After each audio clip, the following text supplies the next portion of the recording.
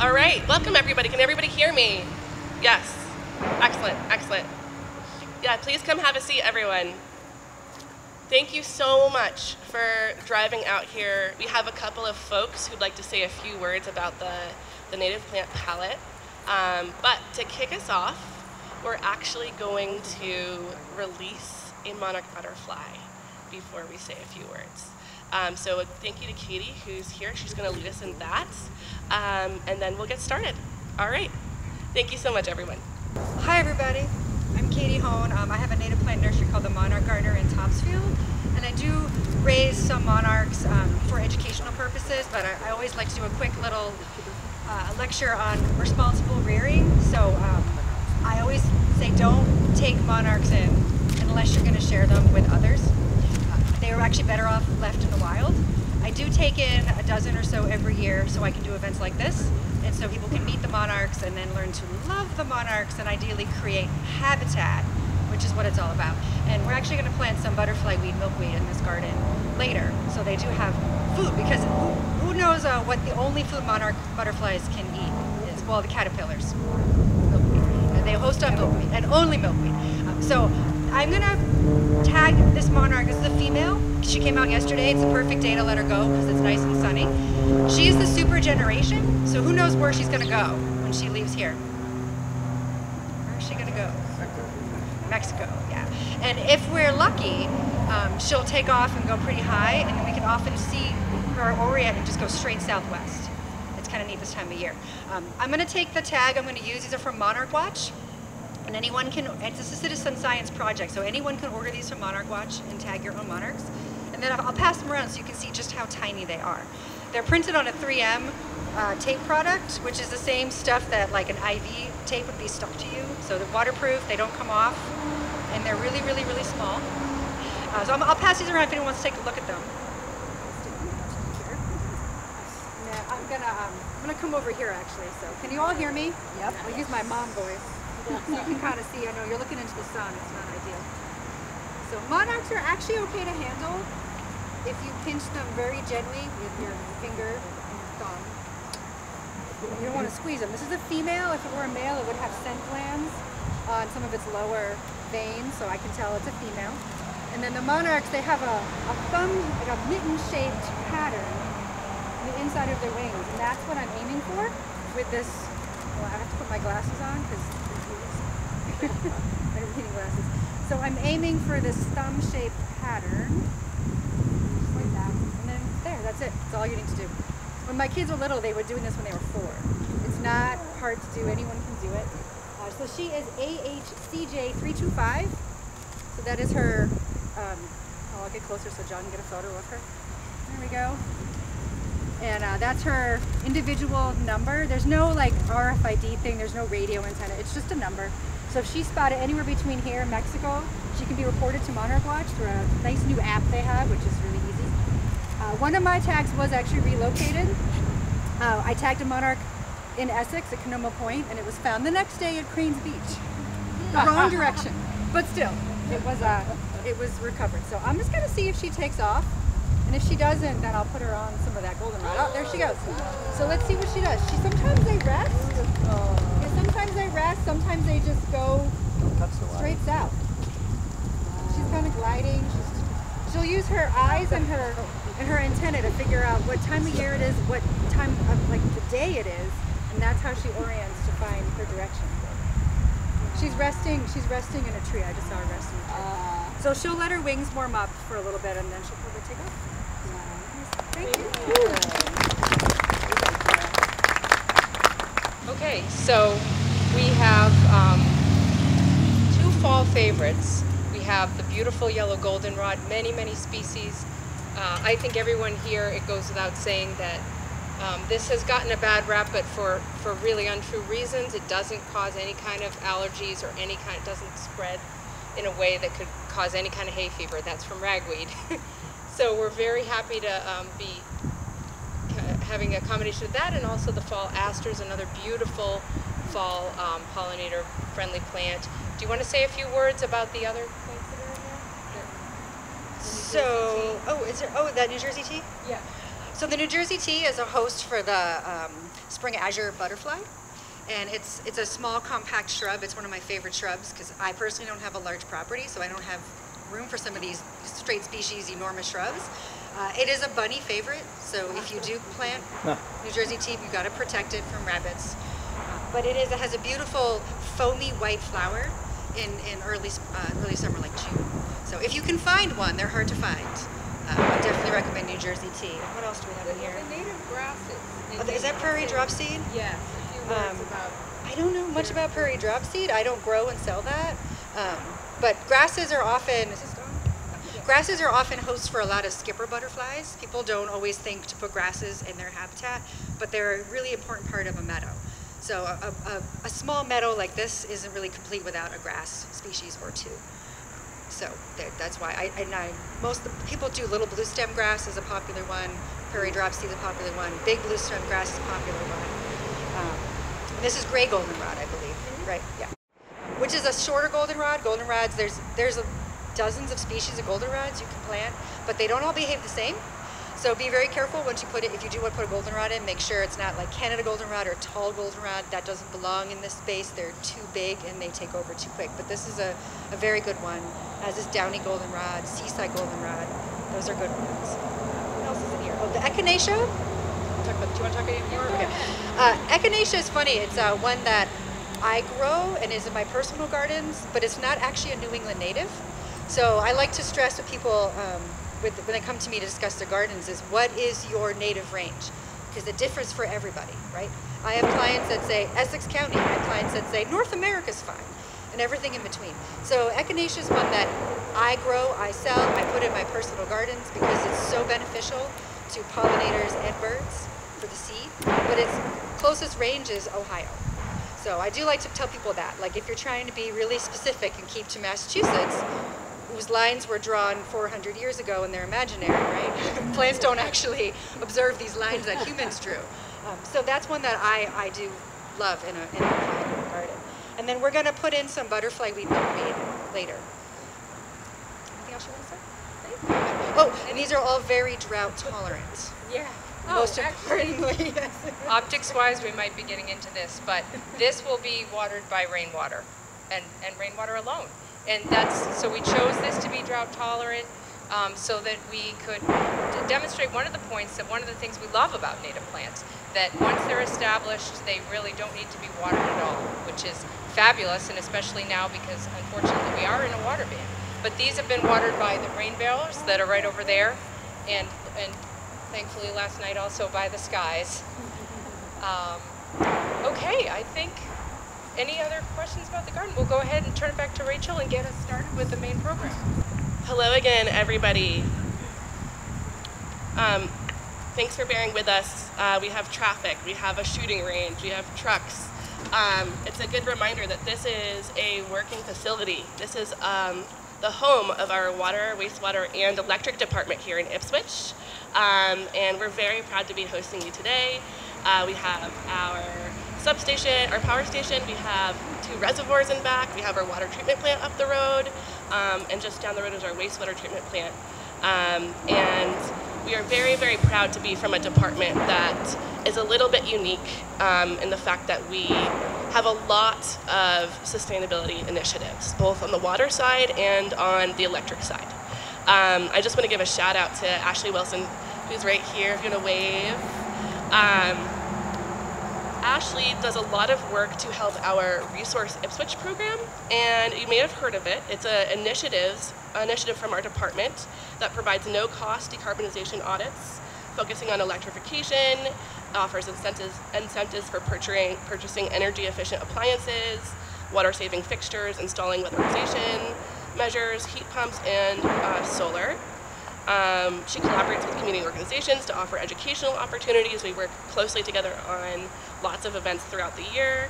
And also, she oversees the development of inclusive utility investment programming to assist in eliminating capital barriers for consumers to access clean energy. So you won't find a ton of utility departments that have a lot of the initiatives that Ashley oversees, and we're very grateful for that. And also on the water side, we do lots and lots of things. We've had a huge focus on rainwater harvesting We have a grant this year where we're helping the Housing Authority get set up with a lot of the rainwater harvesting equipment needed to carry you through the drought. And that's really where this idea started. I just want to say that I'm deeply proud that an idea that I had one day to bring some energy and creativity and playfulness to the world of native plants turned into a project that's championed by such incredible, exceptional people before you today. This idea started because we know as water professionals that outdoor watering in the summertime is one of the biggest threats to proper drought management. We are always looking for ways to encourage people to eliminate grass lawns, to eliminate invasive species, and minimize outdoor watering. And native drought-tolerant plants like you see before you are one of the most fun, inclusive ways to do that. So this started with an effort to do that just for Ipswich, and then I got together with my incredible partners at the Department of Conservation and Recreation, Massachusetts Office of Energy and Environmental Affairs, and the Water Resources Commission to make what we now call the Native Plant Palette, which is an interactive tool where across the Commonwealth in all of its 3 bioregions, you can explore plants that are native, that are beautiful, that are drought tolerant, that start to shift the focus away from a green lawn to something like this, as you see before you. So we're really proud to be at the start of this movement. The plant palette allows you to explore a variety of native plants. You can sort and filter based on the type, the color, the size. If you want to attract pollinators, birds, butterflies, it's formatted to encourage interaction with social media. Users can easily share to Facebook or Instagram the palettes that they create and personalize. And you can also download a list of plants that you like with helpful information about it that you can bring directly to your nursery. So that's sort of the overview of the app itself. I invite you to use the QR codes over here on the table to explore the app on your phones. It's going to be mass.gov/plantpalette in case you want to do it manually. And it's a beautiful website, and that's completely thanks to Shields, who's here today, who was really the creative and technical direction behind making the website a real life thing. And I just want to say a couple more things. You can interact with this app with plants regardless of your experience level or technical background. We really tried to prioritize accessibility, and we thought really carefully about the kinds of language within environmentalism that might feel isolating to people or unfamiliar to people. That was a huge priority for us when we created this. We want this tool to be a hand in to the native gardening community. We want it to be a welcome sign and a sign that says that this community belongs just as much to you as it does to me. At the heart of this project is the belief that amidst all of the bad news in the world, amidst the despair that we often associate with climate change, is a space for hope. And maybe that space is right in your front yard. And we really believe as state and local representatives, as educators, as graphic designers, as web developers, as civil servants, that we should be the primary bearers of that message of hope. So thank you very much for being here today. We have a few more folks who want to speak to you, and then we'll get going with the program. Thank you.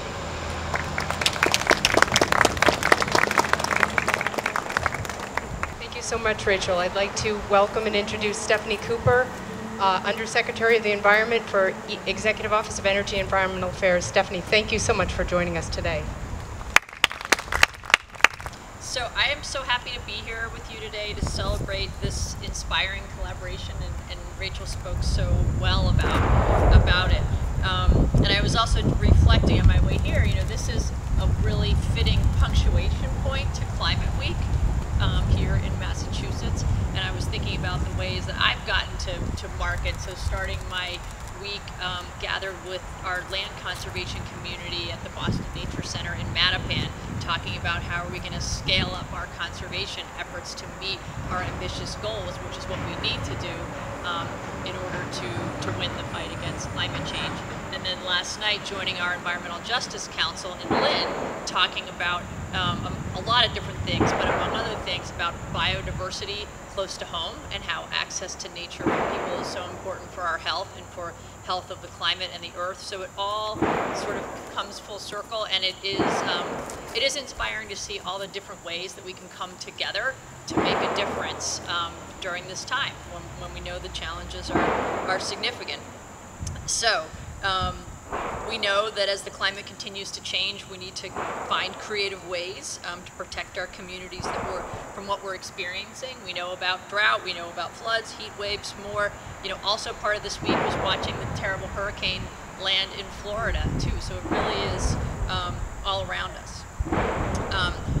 So our Water Resources Commission is an important part of this project, and I want to recognize Vandana Rao, our Executive Director and Director of Water Policy at EEA, who's here, and one of our commissioners, Hatsi Vanya from Department of Agricultural Resources, is here, and you're going to hear from Ann Carroll a little bit more in a minute. But the Water Resources Commission has been in place since 1956. It's housed at our office, and it has led the Commonwealth efforts to use water as efficiently as possible. And we've been very successful, and we are a leader nationally, and we're really, really proud of that. So with this project, this is sort of another arrow in the quiver, right? We're trying to reduce peak outdoor water demands, which Rachel talked about, and make ourselves more resilient to droughts, as well as making our yards and landscapes more beautiful.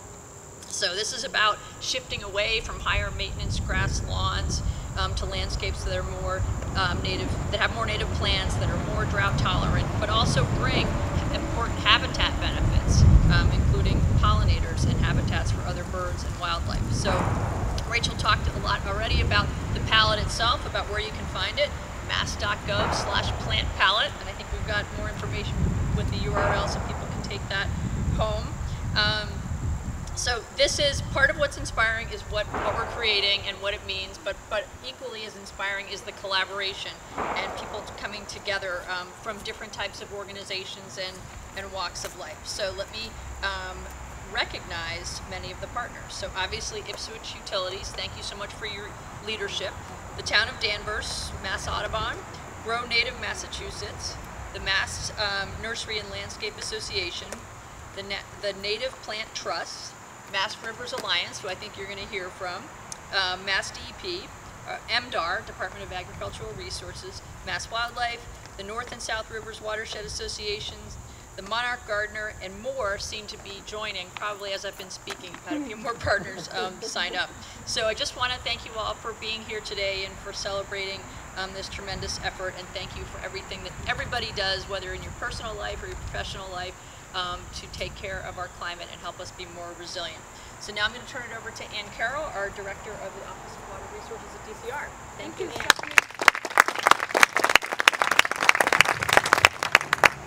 And I know you're sitting in the sun, so I'll be quick. Is everyone reasonably comfortable? I hope. Okay.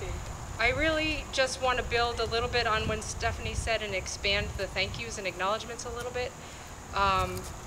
I really want to talk about those that went before us that laid the foundation for this tool very briefly, because there are so many, and so many are sitting right here. I want to acknowledge our colleagues both at DCR and at MDAR that started the Growing Wild for Pollinators program, which is an amazing program. They were the ones that established relationships with the Mass Nursery and Landscape Association, that started to do these native plant giveaways, and we kind of built on that. And I want to acknowledge Patrick, who is running that program now, and please visit his table if you didn't already. So I want to acknowledge them, and I also really wanted to just again acknowledge the Water Resources Commission staff, especially Jason Duff, who has worked tirelessly behind the scenes. When I would wake up in the middle of the night and say, oh my gosh, what about that? And when I talked to him the next day, it was done. It was handled beautifully, and I wanted to acknowledge again also Vandana Rao, who we work with. Vandana, where are you? Just for your support and your guidance, and to the Water Resources Commission for helping to fund this. And then I also, I wanted to briefly again just say, recognize Shields. It's been so amazing working with you. It's just been such a joy and a pleasure. And to have that incredible technical assistance to get the app looking the way we want and just so responsive, we really deeply appreciate it. And then there's a few missing partners that I just wanted to highlight. In particular, the Native Plant Trust. Uli at the Native Plant Trust. We met him last winter when we were initially pitching this. He very graciously offered to share his entire photo library of native plants with us for this app and to give us technical assistance. And again, as one of the organizations that laid the foundation, it's an incredible technical resource that we have in our state that we hope to connect people to. And then also Grow Native Mass. They provide, we do actually have someone today who's just new with Grow Native Massachusetts, but they provided so much helpful feedback to us, and they also, and there are many more that deserve recognition. I'm looking around to see who did I forget? Jason, did I forget anyone?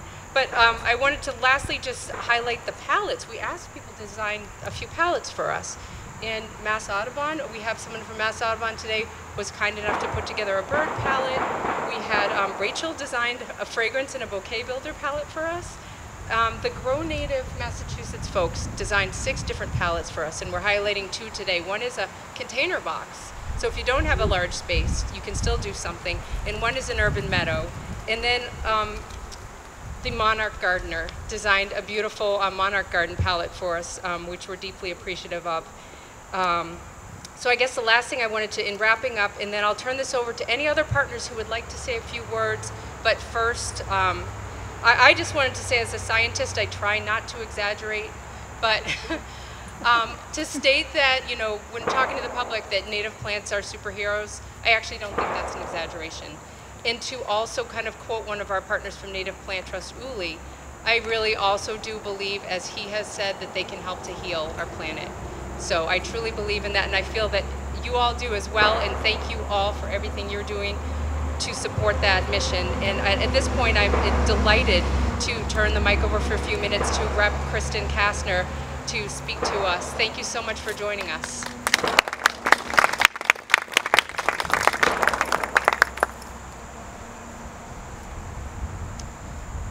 Thank you so much.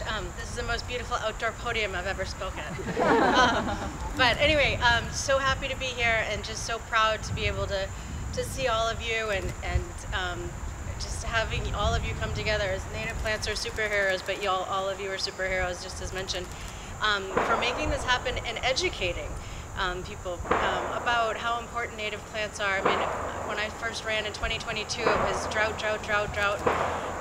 And I walked into Zoomies one day and it had rained, and it was, I think, early fall, and it was like people had won the lottery because their rain barrels they were like, my rain barrel is full.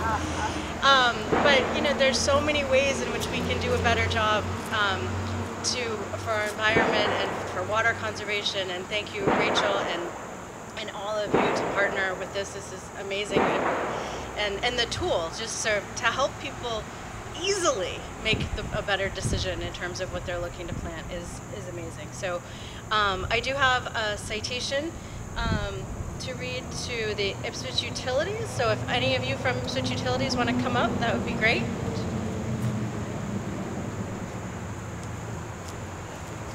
And I also want to say it's, you know, a true partnership, and I'm just really happy to be here in my role, but so happy to see our state partners and our other environmental partners with all of you. So, and with that, I have a citation. Be it hereby known that the Massachusetts House of Representatives offers its sincerest congratulations to Ipswich Utilities in recognition of the launch of the Massachusetts Native Plant Palette digital resource to help residents learn about native and drought-tolerant landscaping. The entire membership extends its very best wishes and expresses the hope of future good fortune and continued success in all your endeavors on this 27th day of September 2024. Signed by the Speaker and myself, Kristen Kastner.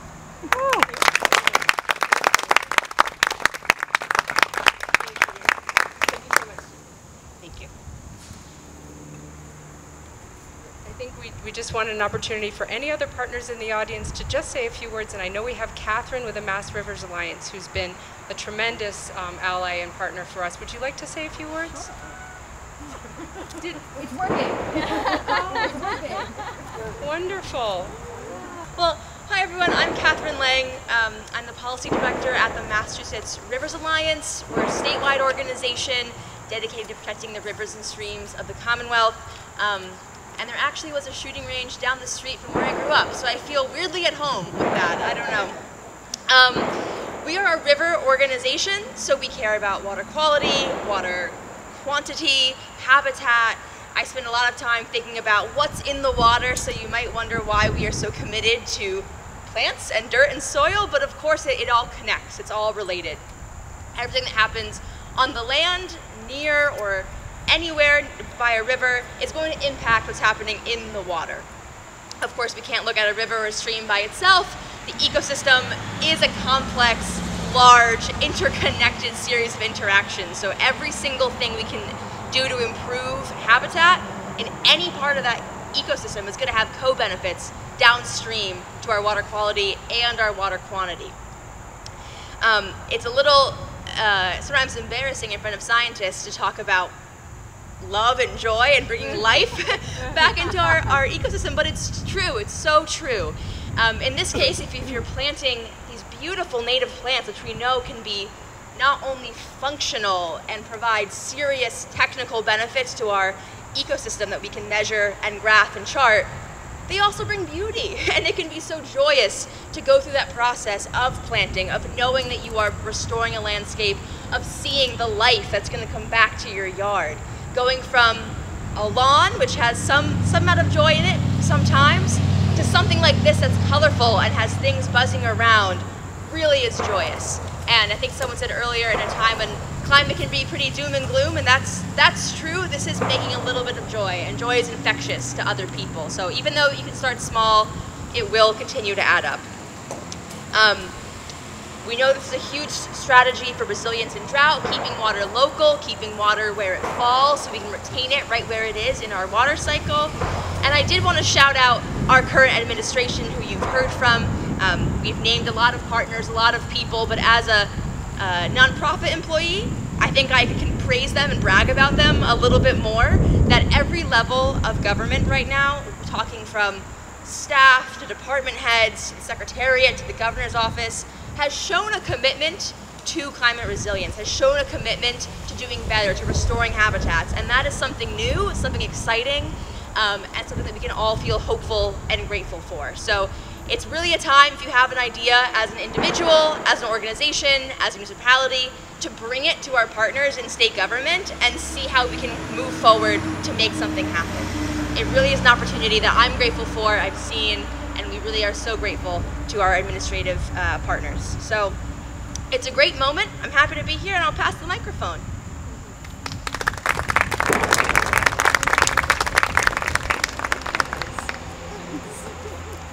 Thank you so much, Catherine. And don't be embarrassed. I am a scientist, and I talk about love and joy and kindness and all of the soft, gentle things all the time. And I think that is absolutely relevant here today. So thank you again, everyone, for being here, for enduring the sun, for Rep. Kasner for supporting this work. Her record speaks for itself in terms of supporting the environment and these initiatives. And we're very, very, very grateful to everyone who contributed to this moment. We're going to move forward, and we have one more plant to ceremonially put in the ground. So we're going to do that, and then we're going to cut the ribbon, and then you can, again, explore some of the things we have here for you. Again, please do explore the website if you can. We have the magnet boards where you can make your own palette and post it, #plantpalette. Please do that. We are looking for as much momentum as possible to spread. So thank you again. My name's Catherine Carney-Feldman, and I'm a resident of Ipswich on the Conservation Commission. And as I said, I've been in charge of the gardens at the Ipswich River Wildlife Sanctuary for some time. The gardens we have are based on native plants. So we have gardens that are pollinator gardens. We have bird gardens. We have butterfly gardens. And the basis of every single one of these gardens is three things: water, shelter, and food. Where do we get food? Very few of us think about why green plants are so important on our entire planet. Have you ever thought thought that plants are the only species on the planet that literally cannot get up and walk. They're there, in the ground, half their body in the ground, half above. The part above is there to absorb sun's energy. They are the only species on the planet that can make food directly from sun's energy.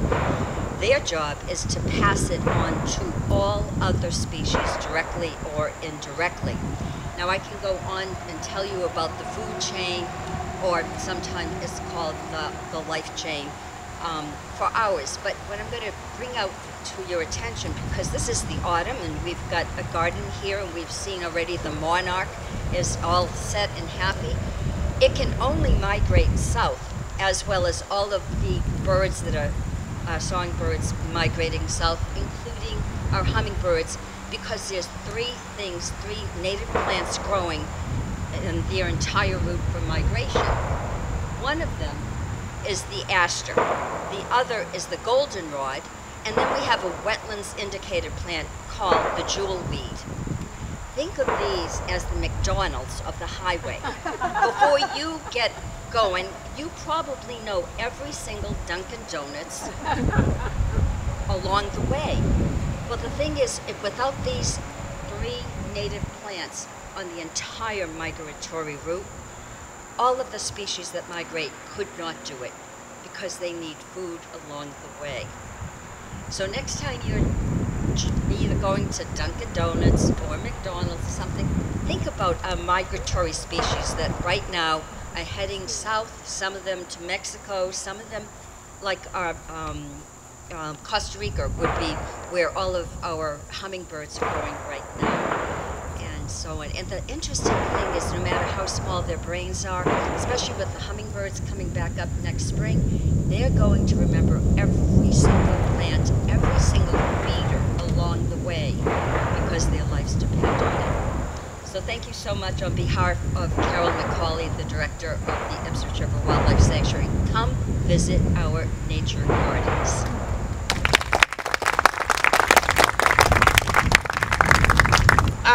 And just a shout out that this garden we planted last week has been established entirely on rainwater. One rain barrel supported this entire garden through the drought, through the establishment period, which is the most water intensive. So rainwater harvesting is very effective, even if we aren't getting much rain. All right, so now we're going to plant our butterfly weed. Yes, it's going to be a group effort, and then we're going to cut the ribbon.